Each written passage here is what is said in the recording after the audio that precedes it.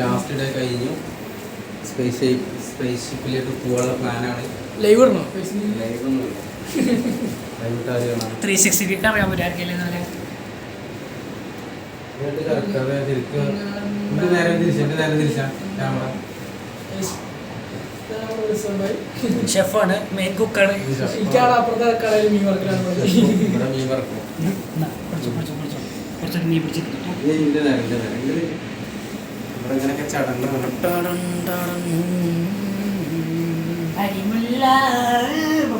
എല്ലാരും മീൻ വറുത്തു. അല്ല ഇനി ഒരാൾ പിടിക്കും സാധനം ഉണ്ടേ. ക്യാമറ നല്ല ക്ലാരിറ്റി 64 MB